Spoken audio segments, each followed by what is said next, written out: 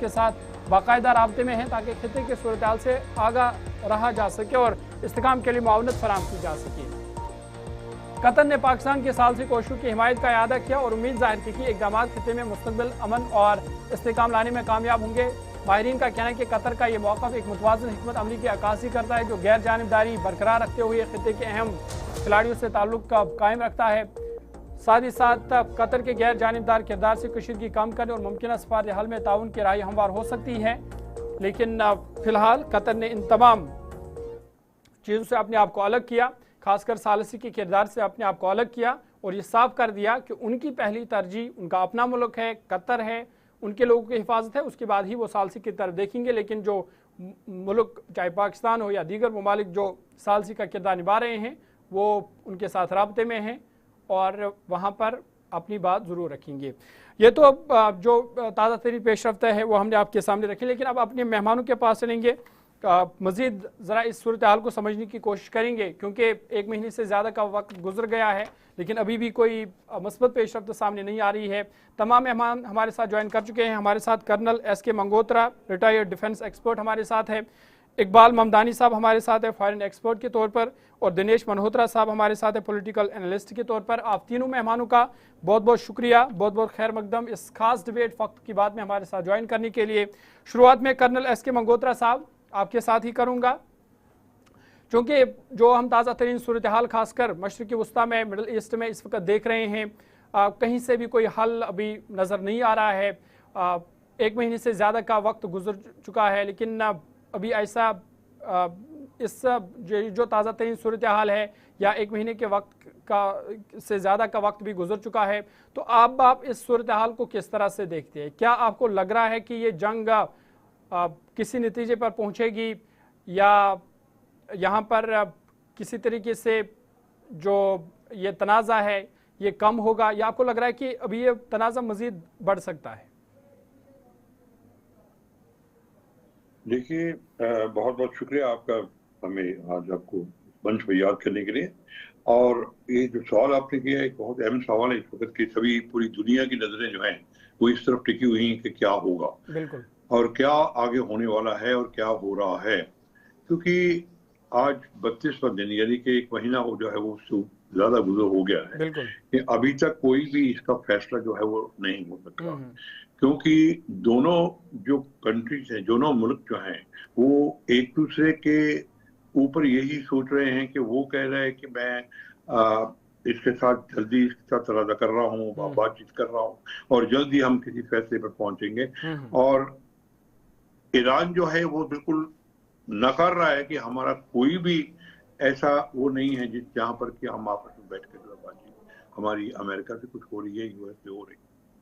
तो अब इस चीज को देखते हुए ये एक बहुत ही पर क्या है कि स्ट्रेटेजिक लेवल पर जो राजनीति है, जो पॉलिटिकल मैटर्स हैं, उनको अंदर की बात क्या चल रही है वो किसी के सामने जो वो नहीं आ रही, क्योंकि अभी आप देखिए कि डोनाल्ड ट्रंप जी ने 10 दिन का इनको समय भी दे दिया।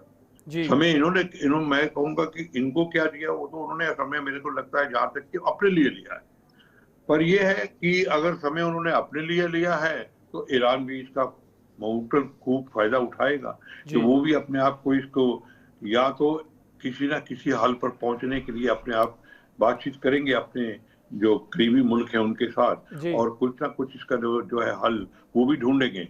और यूएस जो है वो दोनों तरफ है, क्योंकि यूएस को टाइम मिल गया अपनी तैयारी करने के लिए। बिल्कुल।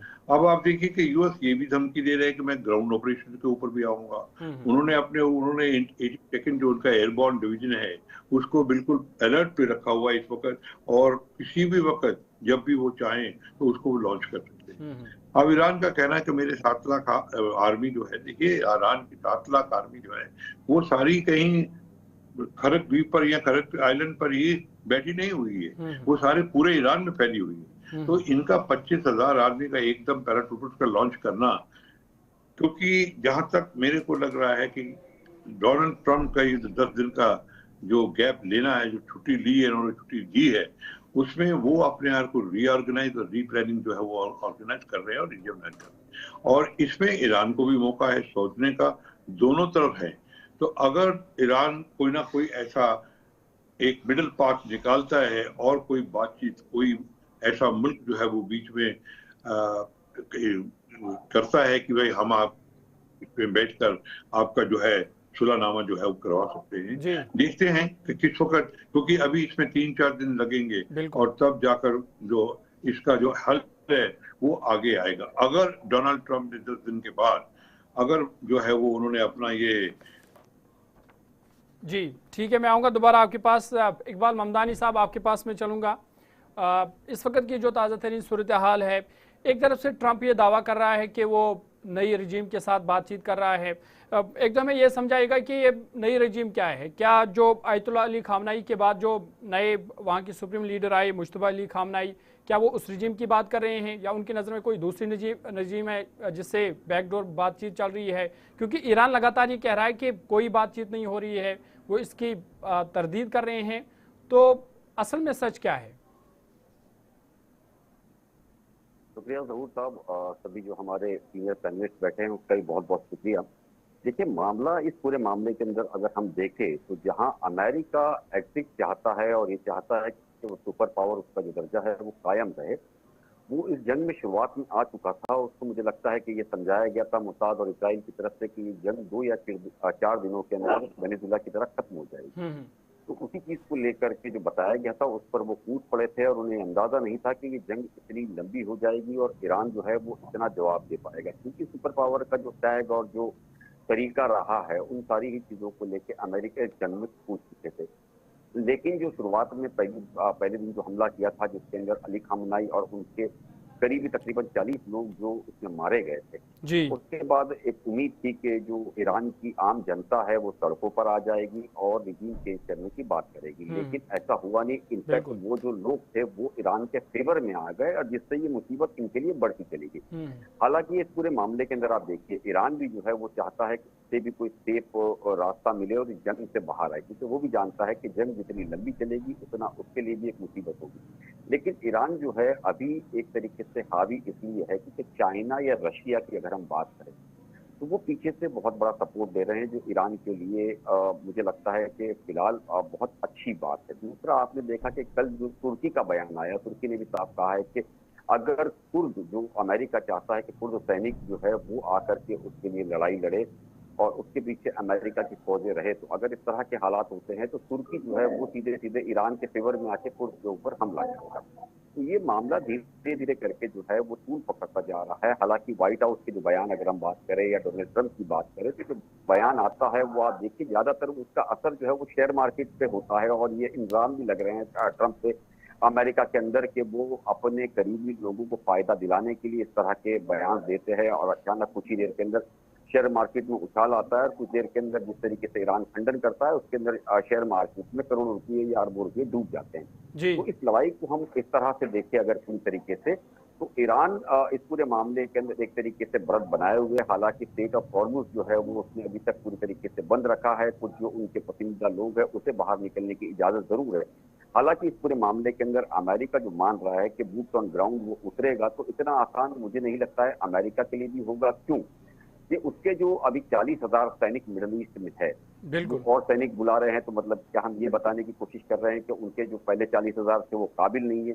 हालांकि ये पैराट्रूप्स और कमांडोज और मरीन कमांडोज को लेकर के ये हमला सिर्फ खार्क पे करने की बात नहीं कर रहे हैं, वो लद्दाख पे भी करने की कोशिश कर रहे हैं। और खार्क का जो सपना है डोनाल्ड ट्रंप का आज से नहीं, तकरीबन 35-40 साल से है कि वो खार्क आइलैंड को जो है वो कब्जा करे। और अमेरिका का ये हमेशा से सपना रहा है। आप देखिए कि जितने भी ऑयल भंडार है, चाहे इराक हो, ईरान हो, सीरिया हो, लीबिया हो, वेनेजुला हो या मिडिल ईस्ट हो, हर जगह वो चाहता है कि तेल पर उसका कब्जा रहे, गैस पर उसका कब्जा रहे और वो दुनिया का दादा बना रहे। और खास करके 1974 के बाद में जब वो पेट्रो डॉलर इंट्रोड्यूस हुआ था, उसके बाद से ही अमेरिकन डॉलर जो है वो दुनिया के अंदर राज कर रहा है और उसी चीज को लेकर के वो लूटपाट करते हुए आए। इराक के अंदर जो हमला हुआ है, आप देखिए कि जो हमला किया गया था उसकी जांच के अंदर ये पता लगा कि वो जो हमला किया गया था बिल्कुल गलत था। शुरुआत में ये बताया गया था कि वो टेररिस्टों को सपोर्ट करता है, उनके पास ऐसे हथियार है जो दुनिया के लिए खतरा है। वही चीजें अफगानिस्तान के अंदर उन्होंने अपना 2000 के अंदर अटैक का जो ट्विन टावर अटैक हुआ था उसको लेकर के किया था। तो हर जगह बाद में आप देखिए कि कुछ सालों के बाद ये पता लगा कि वो जिस चीजों को लेकर के हमला करता था और जो मकसद बताया करता था वो मकसद बिल्कुल नहीं है। चाहे वो लीबिया कर्नल गद्दाफी की बात हो, इराक की बात हो, इस बार जो मामला अलग इसलिए है, मैं आपको बता दूं जरूर जी। कि इराक में जो हमला हुआ था उसके अंदर तकरीबन 20% से ज्यादा जो शिया कम्युनिटी थी वो अमेरिका के साथ थी और सद्दाम के खिलाफ थी। इसी तरीके से लीबिया में हाल था, लेकिन ईरान के अंदर ऐसे हालात नहीं है। ईरान में जो 100% शिया कम्युनिटी है वो पूरी तरीके से ईरान के साथ खड़ी है, और अगर अमेरिका चाहता है कि वो किसी तरीके से उतर जाएगा और वो खार पे या हॉर्मुज पे हमला करके छुड़ा लेगा, तो इतना आसान नहीं होगा जैसे शुरुआत में उन्होंने सोचा था। मुझे लगता है वैसे ही इनको मुंह की खानी पड़ेगी। ये भी हो सकता है कि पैराट्रूप जो नीचे उतरना चाहे तो ईरान पहले उन्हें उतरने दीजिए और उसके बाद जो है लगातार वो हमला शुरू कर दे कि उनके जो अपनी ऑयल फील्ड है उसे भी वो तबाह करना शुरू कर दे कि एक तरफ आग लग जाएगी जिससे अमेरिकन आर्मी के लिए वो रास्ता नहीं रहेगा, दूसरी तरफ जो इनकी आर्मी है वो उस पर टूट पड़े। और आप और हम सारे ही लोग देख चुके हैं कि इराक हो, ईरान हो, अमेरिका अगर हवाई हमले की बात हो तो वो हमला उसके अंदर वो जीतता है, लेकिन अगर जमीन की बात हो तो उसे भागना पड़ा है हर जगह कई सालों की लड़ाई के बाद। ठीक है। और दूसरी बड़ी बात है कि इस पूरे खेल को जो है सोवियत भी जो है अपना रशिया जो है वो सोवियत के वक्त से ही इंतजार कर रहा है कि अमेरिका को किस तरह तोड़ा जाए, इसको लेकर के वो लगातार सपोर्ट करता जा रहा है। ठीक है, मैं आऊँगा दोबारा आपके पास। दिनेश मल्होत्रा जी, आपके पास में चलूँगा। जो हम इस वक्त सूरत देख रहे हैं कि एक तरफ से इजराइल और अमेरिका की तरफ से ईरान पर हमले किए जा रहे हैं, तो ईरान वापस में जो गल्फ कंट्रीज़ है, खलीजी ममालिक है, सऊदी अरबिया, दुबई या कुवैत, वहाँ पर जो यूएस के मिलिट्री बेस है उन पर हमले किए जा रहे हैं। तो अगर यही सूरत हाल बाकी रही तो क्या ये माना जाए कि मज़ीद जो कंट्रीज़ है वो इसमें इन्वॉल्व होंगे और साथ ही साथ ये जंग लंबी खींच सकती है? देखिए, सबसे पहले आप सबका शुक्रिया, आपका भी शुक्रिया वो पैनलिस्ट को मेरे तरफ से गुड इवनिंग। जैसे मेरे पहले जो मेरे को पैनलिस्ट हैं उन्होंने बताया कि ये जंग अब लंबी होती जा रही है, लेकिन इसके बाद एक जो आशा की किरण हम देखें बीच बीच में, जो अमेरिका के जो अभी व्हाइट हाउस की आप स्टेटमेंट बता रहे थे, उन्होंने भी कहा कि हमने टाइम दिया, अल्टीमेटम दिया। तो ईरान अभी ये नहीं मान रहा कि हमारी कोई बातचीत चल रही है, पर ये एक रियलिटी है। हम सब ये जानते हैं कि ये जो अभी जो लड़ाई चल रही है केवल इसमें ईरान, अमेरिका, जहाँ इजराइल इन्वॉल्व नहीं है, जहाँ जो खाड़ी के देश वो इन्वॉल्व नहीं है, पूरा पूरा पूरा वर्ल्ड, एक पूरा वर्ल्ड इन्वॉल्व हो गया, सब इम्पैक्ट कर रहे हैं। तो मुझे लगता है जितनी लंबी ये लड़ाई चलेगी वो इंसानियत के हित में नहीं है। तो सभी जो पार्टीज इस लड़ाई में इन्वॉल्व हैं मुझे लगता है कि रिस्पेक्टेबल एग्जिट चाहती हैं। ईरान भी चाहता है कि उसकी इज्जत पे आंच ना आए। ईरान की पूरी लीडरशिप को जिस तरह से अमेरिका ने तबाह किया, तो ईरान को बिना किसी कारण इस लड़ाई से विड्रॉ करना वो ईरान के हित में नहीं है। वो ईरान की एक मतलब रिस्पेक्ट भी नहीं, अगर ईरान विड्रॉ कर लेते हैं इस लड़ाई से विदाउट एनी रीजन। तो दूसरी अमेरिका की बात है, अमेरिका जैसे पहले मेरे को पैनलिस्ट ने कहा कि अमेरिका एक वर्ल्ड पुलिसमैन की भूमिका निभाना चाहता है, जैसे उसने वेनेजुएला में किया कि एक आसानी से उन्होंने रजीम चेंज कर दी। लेकिन ईरान वेनेजुएला नहीं है, ईरान एक बहुत पुराना देश है, ईरान एक नेशन है, इसकी संस्कृति है। तो ईरान में रजीम चेंज करना वहां के लोगों की कंसेंट के बिना मुझे लगता है इम्पॉसिबल है। और ये जो अमेरिका ने जो पंगा ले लिया है ईरान के साथ, ये अमेरिका के लिए आने वाले दिनों में कहीं ईरान दूसरा वियतनाम ना बन जाए। और अमेरिका भी इस समय चाहता है कि लड़ाई लंबी ना खींचे, हम किसी तरीके से रिस्पेक्टेबल तरीके से विड्रॉ कर रहे हैं, लेकिन उनको ईरान की कुछ शर्तें मानना पड़ेगी, क्योंकि ईरान के साथ की पूरी लीडरशिप को किया है, कर दिया, उनकी पूरी अब आने वाले ने खत्म कर दिया। तो अब आने वाले दिनों में बातचीत कहाँ चलती है, कैसी चलती है, कौन से कंट्रीज इन्वॉल्व होते हैं, ये मैटर करता है। तो अभी बहुत जल्दी है ये कहना, क्योंकि 4 दिन पड़े हैं जो डेडलाइन अमेरिका ने दी है, 4 दिन के अंदर बहुत कुछ हो सकता है। तो मैं बड़ा पॉजिटिव हूँ कि शायद ये देश जो है, तीनों देश जो इन्वॉल्व हैं, डायरेक्टली इन्वॉल्व हैं, इजराइल, अमेरिका और ईरान, थोड़ा समझदारी दिखाएंगे और एक बड़ा दिल करके इस लड़ाई को जितनी जल्दी हो सके इसको खत्म करने की कोशिश करेंगे। ठीक है, एस के मंगोत्रा साहब, आपके पास में आऊँगा। जो लगातार अमेरिका धमकी दे रहा है या डोनाल्ड ट्रंप धमकी दे रहा है कि वो ईरान पर जो है ज़मीनी कार्रवाई करेगा, तो अगर अमेरिका की तरफ से या इजराइल की तरफ से ईरान पर ज़मीनी कार्रवाई भी की जाती है, तो क्या ईरान के पास जो मिसाइल और ड्रोन सलाहियत है, क्या वो उस कार्रवाई का मुकाबला कर सकते हैं? देखिए इधर ऐसा है कि ये 4 दिन जो है बड़े अहम दिन हैं, जैसे कि अभी हमारे को पैनलिस्ट ने बताया कि इसको 4 दिन के बाद ये पता लगेगा कि क्या होगा और क्या नहीं होगा। जो सवाल आपने पूछा एक बहुत इंपॉर्टेंट सवाल है कि क्या जो अमेरिकन अगर लॉन्च करते हैं अपने आप को ग्राउंड फोर्सेस के ऊपर, तो क्या ईरान इसका मुकाबला कर सकता है या नहीं।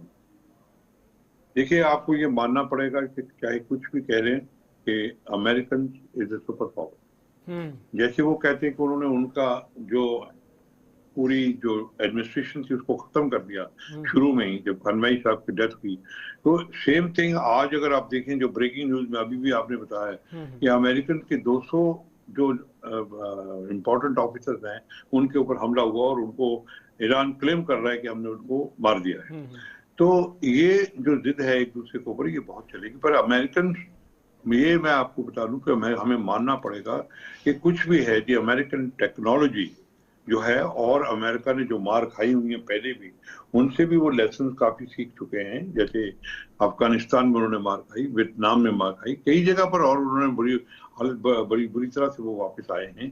पर अमेरिकन भी अगर अपने आप को लॉन्च करेंगे, उनको भी मालूम है कि हमको एक जलते हुए कुएं के अंदर कूदना है।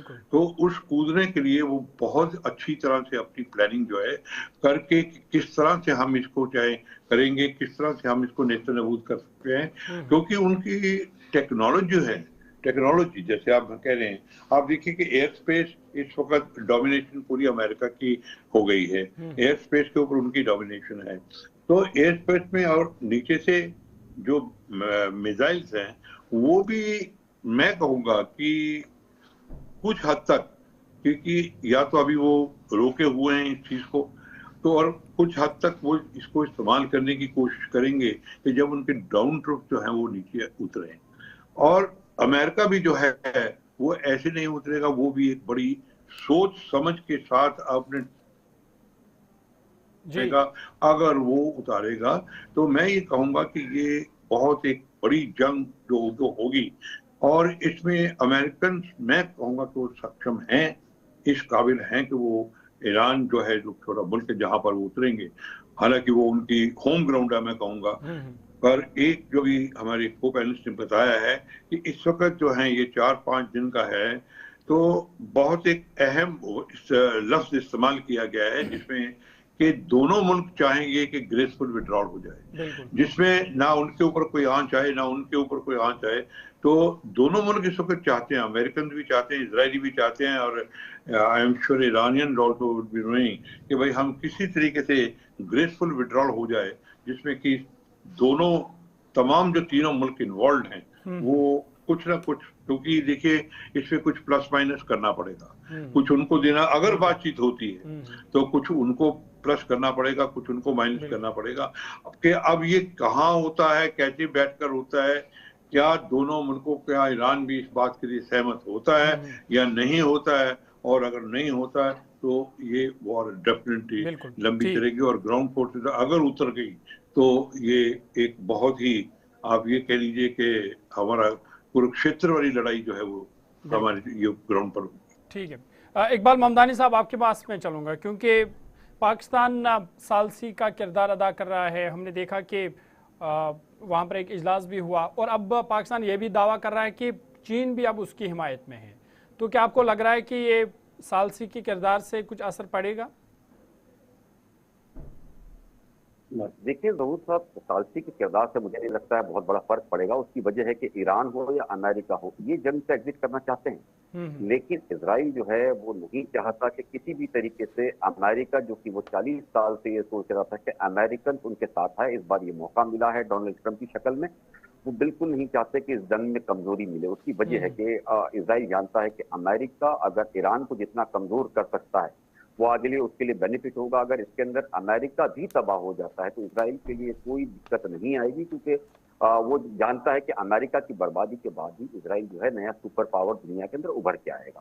वो चाहता है कि अमेरिका भले ही बर्बाद हो जाए, कोई दिक्कत नहीं, लेकिन वो ईरान को इतना कमजोर कर दे कि वो ईरान आगे लड़ने के लायक ना रहे। लेकिन जिस तरीके से सर ने कहा कि टेक्नोलॉजी की अगर हम बात करें तो अमेरिका सुपर पावर है, नो डाउट, लेकिन उस दौर में जो उसके पास जो हथियार है और आज के दौर के हथियार के अंदर एक बड़ा फर्क ये है कि अभी एडवांस हथियार जो आए हैं उसके अंदर खास करके जो हीलियम का चीजें लगती है, जो चिप्स लगती है, वो धीरे धीरे करके आप देखिए रशिया ने 1 अप्रैल से यानी कि आज से कल से लेकर के 31 जुलाई तक उसने साफ कर दिया है कि वो दुनिया को ऑयल और गैस सप्लाई नहीं करेगा।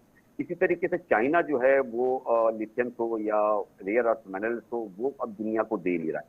तो अमेरिका को भी अगर नए हथियार बनाना है, एडवांस हथियार बनाना है, तो इन सारी ही चीजों की जरूरत लगेगी।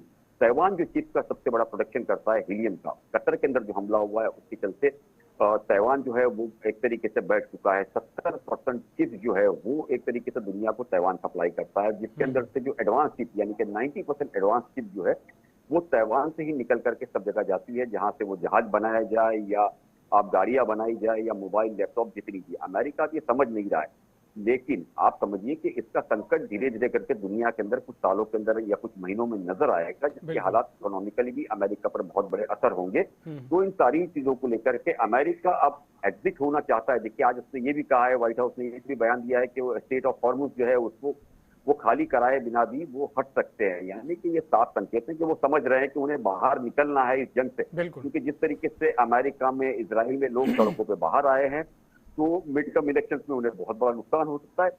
लेकिन जो मुसीबत है कि वो इजराइल किसी तरीके से चाहता नहीं है, जिस तरीके से तुर्की पे या कतर पे या कुवैत पे जो हमले पिछले दिनों हुए हैं, जिसको ये कहा गया कि ईरान ने किया है, लेकिन ईरान ने उसे साफ तौर पर मना किया। उसने कहा कि ये हम इजराइल की तरफ से, तुर्की हो, कुवैत हो, अब ये भी मानने लगे कि जो लगातार हमले किए जा रहे हैं वो फॉल्स फ्लैग ऑपरेशन किए जा रहे हैं। तो ये इजराइल एक तरफ ये भी काम करते जा रहा है कि वो चाहता है कि किसी तरीके से मिडिल ईस्ट के अंदर जो अरब और मुस्लिम कंट्रीज है वो इस जंग में शामिल हो जाए। देखिए डोनाल्ड ट्रंप ने आज ये कहा है कि अपने ट्वीट के अंदर कि ये जो नुकसान है वो अरब से होगा, यानी कि एक तरफ से जो हमले हो रहे हैं वो भी अरबों पे हो रहे हैं और आगे नुकसान भी अरब करेंगे। तो इसका पूरा जो खामियाजा है वो आप समझिए कि मिडिल ईस्ट को भरना पड़ेगा। लेकिन इसके अंदर एक चीज बहुत साफ है, जिस तरीके से पार्लियामेंट के अंदर अभी ईरान ने वॉकआउट किया और उसने कहा कि अब ये न्यूक्लियर के अंदर जो वो टीपी में थे उससे वो बाहर निकल रहे हैं, तो आने वाले दिनों के अंदर ये साफ है कि वो न्यूक्लियर पावर भी बनेगा, आईसीबीएम जो मिसाइल से वो भी बनाएगा, जिससे दुनिया के लिए एक मुसीबत और खतरा हो जाए, जिसके अंदर मुझे लगता है कि रशिया, चाइना और नॉर्थ कोरिया जैसी जो कंट्रीज है वो इसे समर्थन देगी। तो मिडल ईस्ट का अभी न चाहते हुए भी एक तरीके से पावरफुल ईरान जो है दादा बन चुका है। सुपर पावर ऑयल और लड़ाई दोनों में ही बनता हुआ मुझे नजर आ रहा है। जो ठीक है दिनेश मल्होत्रा जी, एक आखिरी सवाल मेरा आपसे ये रहेगा कि जिस तरीके से हमने कुछ दिनों पहले देखा कि अमेरिका के मुतअद्दिद शहरों में मुजाहरे हुए ट्रंप के खिलाफ, या जो जंग है उसके खिलाफ, इजराइल में भी मुजाहरे हुए, तो क्या ये माना जाए कि अब डोनाल्ड ट्रंप के लिए या अमेरिका के लिए एक तरीके से मजबूरी बन गई है कि इस जंग को खत्म करना? देखिए ऐसा है कि जैसे मैंने पहले आपको कहा कि लड़ाई किसी के हित में नहीं है। वर्ल्ड में अगर कुछ पावर्स जिनका एक शौक है लड़ाई करना, लेकिन दुनिया में कुछ ऐसे लोग भी हैं जो चाहते हैं कि सारी दुनिया में पीस रहे, शांति रहे, तो वो लोग इजराइल में भी हैं। तो इजराइल में भी लोग जंग के खिलाफ प्रोटेस्ट कर रहे हैं, अमेरिका में भी कर रहे हैं। तो ईरान में तो आपने जंग शुरू होने से पहले ही देखा कि किस तरह से सिविलियन एक मूवमेंट चली थी। तो हर पूरी दुनिया में कुछ लोग हैं जो शांति चाहते हैं। तो मुझे लगता है कि जो लोग शांति चाहते हैं उनका प्रेशर इन लोगों के ऊपर पड़ना चाहिए, जो लोग जंग के बड़े शौकीन हैं, जिनको ये बड़ा शौक है कि वो कभी किसी पे हमला करें, कभी वो वेनेजुएला पे हमला करें, कभी वो किसी के साथ डील करें, किसी पे टैरिफ लगाएं। ऐसे लोगों के ऊपर जो लोग पीस लविंग लोग हैं पूरे वर्ल्ड में, उनको इकट्ठे होकर प्रेशर बनाना चाहिए कि जंग आज का मतलब आज के युग में जंग नहीं, जैसे हमारे प्रधानमंत्री कहते हैं कि ये युद्ध नहीं, ये बुद्ध का युग है। तो हम सबको मिलजुल के पूरे वर्ल्ड में ऐसी जो पीस लविंग पावर्स हैं उनको स्ट्रेंथन करना चाहिए। मुझे लगता है कि आने वाले दिनों में अमेरिका के राष्ट्रपति के ऊपर ये प्रेशर पड़ेगा कि वो इस जंग से विड्रॉ करें, क्योंकि जैसे आपने खुद कहा कि अमेरिका के विभिन्न शहरों में लोग प्रोटेस्ट कर रहे हैं, तो आने वाले दिनों में ये प्रोटेस्ट बढ़ेंगे, क्योंकि अमेरिका की आर्थिक स्थिति, इकोनॉमी पे भी बहुत फर्क पड़ रहा है, बहुत इम्पैक्ट पड़ रहा है जो वार हो रहा है। तो अमेरिकन लोग रियलाइज कर रहे हैं कि वार से कुछ निकलेगा नहीं, अल्टीमेटली पीस ही प्रिवेल होती है, पीस से डेवलपमेंट होती है, पीस से ग्रोथ होती है। चलिए बहुत बहुत शुक्रिया आप तमाम मेहमानों का इस खास डिबेट में हमारे साथ ज्वाइन करने के लिए। हमारे साथ colonel SK Mangotra retired defence expert के तौर पर हमारे साथ थे, इकबाल ममदानी साहब फॉरेन एक्सपर्ट के तौर पर हमारे साथ थे, दिनेश मल्होत्रा जी पॉलिटिकल एनालिस्ट के तौर पर हमारे साथ थे और बात हो रही थी ईरान, इसराइल और अमेरिका जंग की, क्योंकि 1 महीने से ज़्यादा का वक्त गुजर चुका है लेकिन अभी भी ये जंग थमने का नाम नहीं ले रही है। लगातार अगर कई ममालिक सालसी का किरदार निभा रहे हैं लेकिन उनकी कोशिशें भी उसका भी अभी कोई मुस्बत रद्द-ए-अमल सामने नहीं आ रहा है, क्योंकि लगातार हमले किए जा रहे हैं। जहाँ एक तरफ से इसराइल और अमेरिका ईरान पर हमले कर रहा है, लेबनान पर हमले कर रहा है, तो दूसरी तरफ से ईरान जो खलीज ममालिक है, gulf country, Saudi Arabia, Kuwait, वहाँ पर जो US की मिलिट्री बेस है या इसराइल की, उन पर हमले किए जा रहे हैं। तो जिस वजह से अब कशीदगी लगातार बरकरार है और सबसे बड़ा मामला और अहम मामला वो अपना हरमुज़ का है, स्ट्रेट ऑफ हॉर्मुज़ का है कि अगर वहाँ पर सूरत हाल ज़्यादा देर तक ख़राब रही तो इसका असर पूरी दुनिया को देखना पड़ेगा, क्योंकि फिर तेल या जो गैस की सप्लाई जो है वो मुतासर हो सकती है, जिससे पूरे आलम में एक बहरान पैदा हो सकता है। लेकिन अब कोशिश की जा रही है कि जल्द से जल्द ये जंग ख़त्म हो, लेकिन इसके आसार अभी कम नज़र आ रहे हैं। लेकिन अब देखने वाली बात ये होगी कि आइंदा दिनों में क्या कुछ होगा, क्योंकि जो अमेरिकी सदर डोनाल्ड ट्रंप ने जो मोहलत दी थी 10 दिनों की, वो भी अब ख़त्म हो रही है, कुछ दिन बचे हैं और उसके बाद देखना होगा कि अमेरिका की तरफ से क्या फ़ैसला होगा और क्या ये जंग ख़त्म होगी या मज़ीद बढ़ेगी। ये एक बड़ा सवाल है जिसका फैसला आइंदा दिनों में होगा। फिलहाल आज के इस खास डिबेट में मेरे साथ इतना ही। ज़ुहूर लौलावी को इजाज़त दीजिए। मज़ीद खबरों और अपडेट्स के लिए आप देखते रहिए गुलिस्तान न्यूज़।